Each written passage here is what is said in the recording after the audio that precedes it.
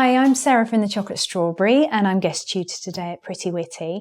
We're going to have a look at the basics of painting with the different mediums that you can use on fondant and petal paste. I get asked lots and lots of questions about what to use and when. Certain things suit different weather conditions as well, so we're going to cover that too. I think the first thing we'll start with is painting with the colour gels that you normally colour fondant with. Okay, so these are the gels that I'm talking about. Doesn't really matter what brand you use, but it's the thick gel. And then I use one of these little plastic palettes for it. I've got a selection of colours here. And then you can water it down with a few different things. You can use lemon extract, which we've got in this bowl. What's nice about that is it doesn't evaporate like alcohol will. We can use alcohol with it too, just a pure spirit, to mix it down. You can also use water. I don't tend to use water because I'm pretty clumsy, and little droplets of water can dent fondant pretty badly. So it's not a route I've ever gone down. But this is how I started, and I tended to use clear alcohol and gels, but we've got the lemon extract too. So on my palette here, I'm going to let's start with a little bit of the lemon extract, see how we go.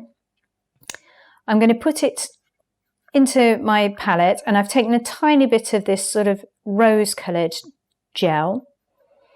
And here we're using the white of the icing to highlight the painting that we're doing. So I'm going to make like a little cupcake, just to have a look.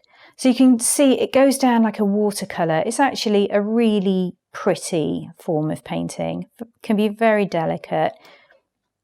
It's really nice. I'm going to round off the bottom of the cupcake, and we're going to layer up on top of that. It smells fab with the lemon, actually. So I've not used too much fluid in it. There, we'll make our little cupcake case. So I'm keeping a little bit of the fondant showing through. That's going to add highlights for me. And I'll deepen it up a little bit. I'm using a square-ended sable brush at the moment. This is a 1/4 inch brush. And let's just make some little flicks down as if it's creases in the cupcake wrapper.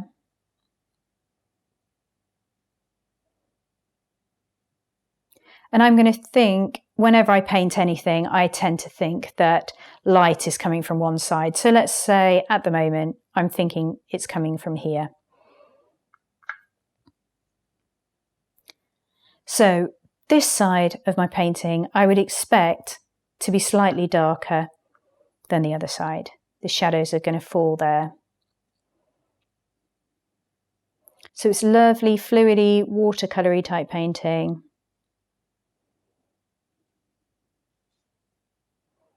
Going to have some shadows at the base as well. Let's at this point just swap to a clear spirit too. It dries very quickly, so you'll see the same sort of effect from that. Exactly the same sort of type of painting. And I'm going to use this kind of cream colour here.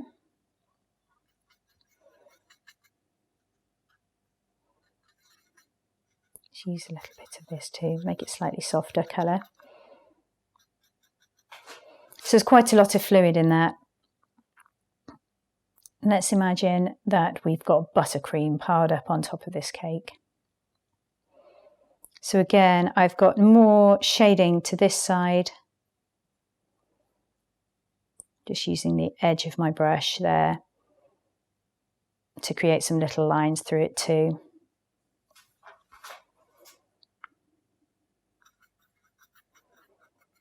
Going to deepen the colour up slightly.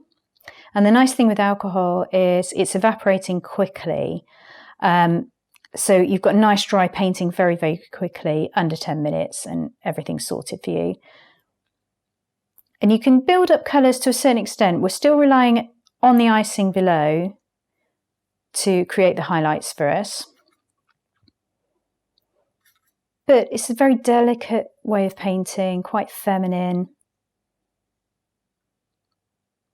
Looks lovely.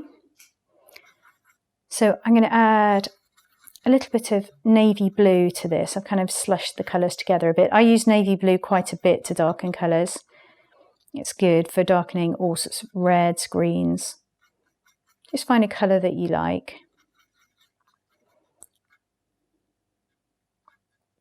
Let's go a bit dark with the pink. So these will layer to a certain extent. And you can create shadow and things just the same as you can with other paints. But you just have to think a little bit more about how you're laying your colour down. But one of the huge benefits of working in gels is they're staining the icing. So when you put things down onto the icing, it's pretty much immediate, but it's soaking into the fondant and staining it. So if we were in really hot weather conditions and I was painting on the side of a cake, I could paint this on, and I know that even in the hot weather, it's not going to melt, it's not going to slide down the side of the cake at all. It's on there pretty much permanently, which is, if you're talking about wedding work, things that you know nothing can go wrong for you, that's a really great benefit of it. It dries pretty quickly. Let's put a little cherry on top. It can seem a little bit shiny sometimes painting with alcohol, but that shine does dull down. So I think this kind of painting sort of certainly suits children's parties. It's kind of like illustration, really, a bit like party invitations, that sort of thing, an afternoon tea. It's very cute, cutesy cutesy. I find it slightly harder to do more realistic work with these kind of paints, and for that I would prefer to use cocoa butter if I was looking for a more realistic finish or a more detailed finish. And one of the things I do with gel paints is I do start to introduce some of the edible colour dusts. If I want to thicken something up, I'll do that. So these will mix together quite nicely. This is with a bit of the lemon extract. And then once you've added some powder, it will start to sit on top of the colours that you've got underneath. So then it becomes a lot more flexible. You've got some options then.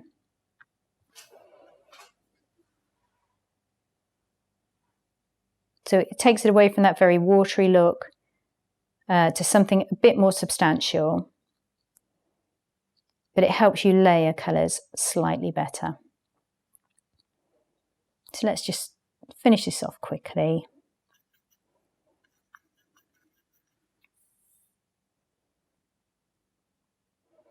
So it's fun little drawings, the sort of things that are cute. You can do some really lovely watery looking roses and flowers. You see that quite a lot. It's really popular. Gel's perfect for that. You've just got to find a style and a medium that suits you. So as we've done that now, I'm going to go on and compare another couple of ways of painting on cakes. For all of them, one of the important things to say is, I get asked a lot, when can you actually paint on the cake? Can you cover it and start painting? Well, yes, you can. That's no problem at all. But you have to be have a fairly delicate touch because you're likely to dent the icing. What I do ideally is, if I'm doing a celebration cake, I cover it the day before, let it settle overnight, so it's slightly firm to the touch. And then you can work with your brush and not worry too much about denting it.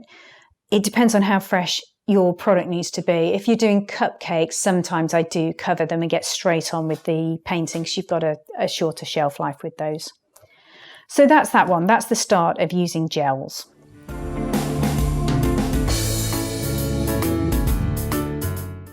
Right, moving on slightly now. This is edible colour dust.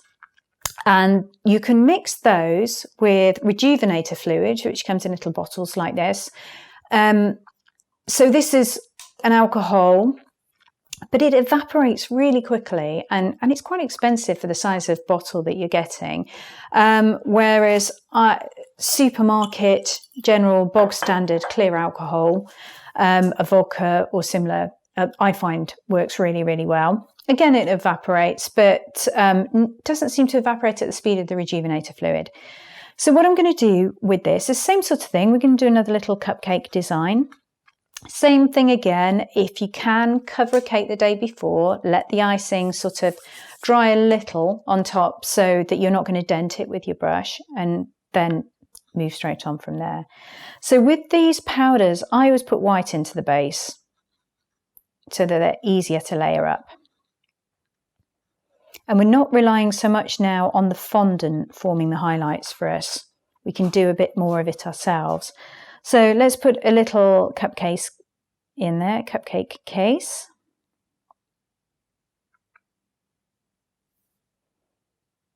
That's a horrible baby pink. Let's make it a bit lighter. So I'm using a square-ended brush, just using it on the edge. So each stroke that you put down matters straight away. You're putting strokes down in the direction you want them to be. Done a little line around the top and dragging down from that. Hopefully you can see already these paints are thicker. It's a different finish altogether. You can make them very thin and watery, but I find you can layer them slightly easier than I can with the gels.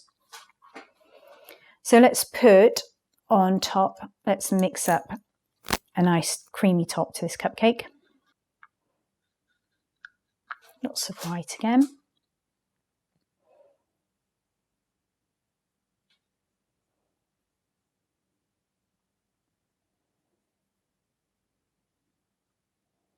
And again, I'm going to think about light coming in from one side. So it's going to come in from this sort of direction again.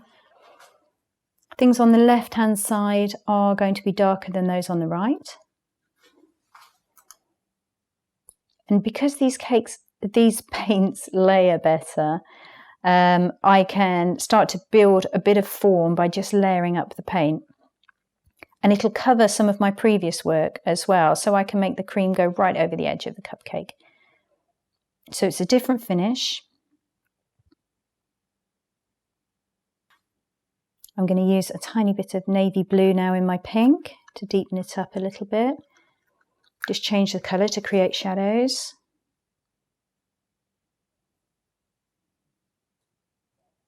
So we started off with very similar colour palettes actually between the gels and the powders, but you can see already it's quite different.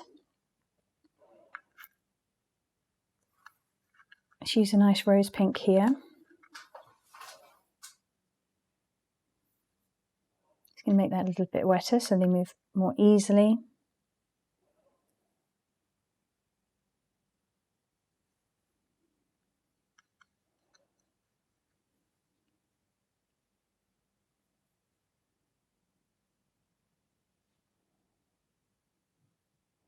Now again, these paints are staining the icing for us, which is terrific. So again, if it was a really hot day and I had a really important job, such as a wedding cake, where you need it to go right, I would want to use these paints over cocoa butter. I love cocoa butter. I think it's the most flexible of all the painting mediums, but it is sitting on top of the icing. It's not staining the icing so much like these do. And you absolutely must protect your work. So powders work well for that. They're not too bad for moving around either. They're quite flexible. They're quite easy to paint with. When I'm trying to layer the paints, if I'm layering quite a lot, it is inclined to lift off a little bit of what's underneath. And that's exactly the same with the gels as well, which can be a bit of a pain. That's where the cocoa butter wins out. You can really layer paints. Okay, and I think we're pretty much done. Let's just see if we can put a little highlight on the cherry with some white. If it'll sit happily on top. Not too bad.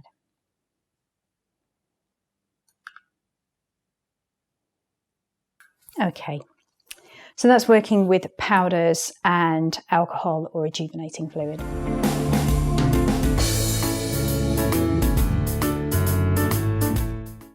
Okay, and so now there's the third and final medium, which is cocoa butter.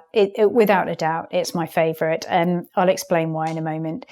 We're going to melt the cocoa butter down over some boiling water. So I've got boiling water in a bowl here. normal saucer on top, and this is our cocoa butter in a powdered form. You can buy it in a chocolate chip type form as well. Doesn't matter which you use, whichever you can find. They're both the same price, both do the same job. This is going to melt down in seconds really for us.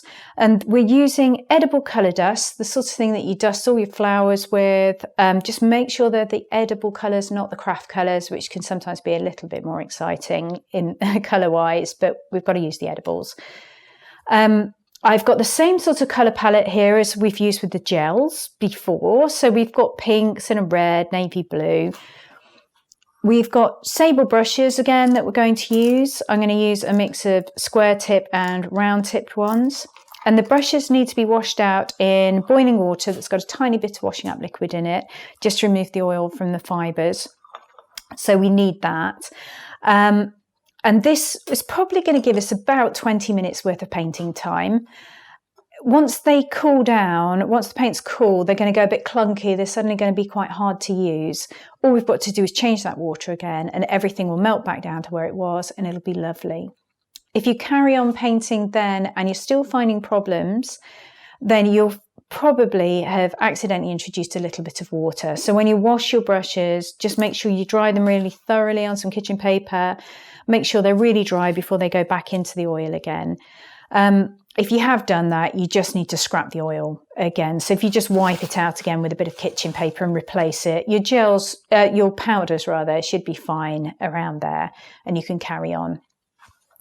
So we'll get started with these. As usual with the cakes, if you can cover them the day before, if you can, that's terrific. Have a firmer surface to work on so that you're not dinting it with your paintbrush. And I'm going to get some white and some of this kind of dusky pink colour. And I'm going to put in the shape of my cupcake. So with these, I can be really, really watery if I want to. If I put lots and lots of oil in, we can make it look as pale as the gels did. Or I can build it up and it can be as thick as an oil painting. As long as you're happy with the way the paint's moving for you, you want it to move freely on the brush like this. So you don't want it to be a real effort to put down. So because they layer up easily, we don't need to worry about leaving icing underneath showing to add highlights. We'll be able to add highlights ourselves. I'm going to use the edge of the brush now to put in some details of the cupcake case.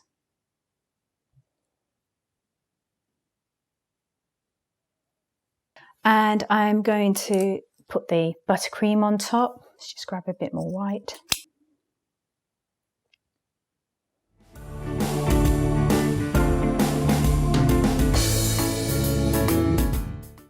Okay, so we've got that down, our basic shape down. We can layer up colours easily over the top, so I can make it much deeper. I can change the shape of anything. I can paint straight over everything that I've got there, and as long as the subject that you're painting is getting bigger, you can cover any mistake up. So for example, if you're painting a flower and you really don't like it, you've just messed up on it, you're not happy with it, you can put a leaf over the top. Nobody would ever know that the original flower was there underneath, as long as you can make it bigger, which is something you would struggle to do with gels. Okay, so now I'm going to use a deeper colour again. I'll start to put in a little bit of detail here.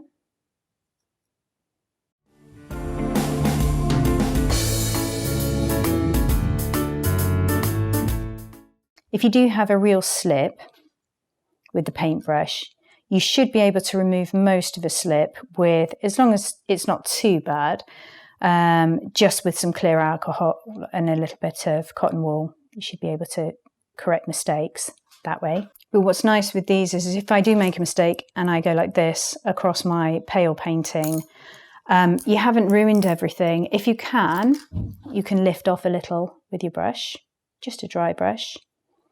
That's great if you can do that. If you find you can't lift most of it away, just let it dry off for a few minutes and then you can go straight over the top again with some more cocoa butter paints and you can cover up everything that was there. Nobody needs to know that you ever made a mistake. We'll just let that one dry off, and then we can go with it a bit lighter over the top. And that's one of the huge benefits. If you're doing something that's really important, you know, a big piece of work like a wedding cake, it can be quite scary to get painting when you've spent days covering it and getting it absolutely perfect, and then something's gone wrong. You don't need to worry with this. There's not much that can go wrong that you can't put right very quickly.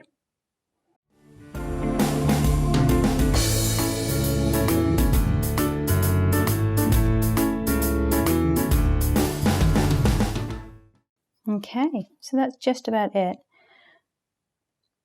So that's one of the easiest little things to do. The other thing to mention is you can create really subtle painting by dragging through a dry brush. So we can put little details in, put a bit of paint down, but then move it around with a dry brush so that your painting doesn't have to become clunky and heavy. It can still be really, really delicate.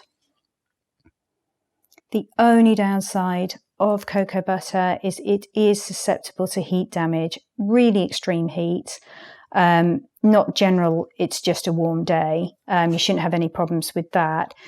But if I had a wedding in a marquee, for example, I would want to change over to probably powders and alcohol as my medium, just to make sure everything's fixed in place.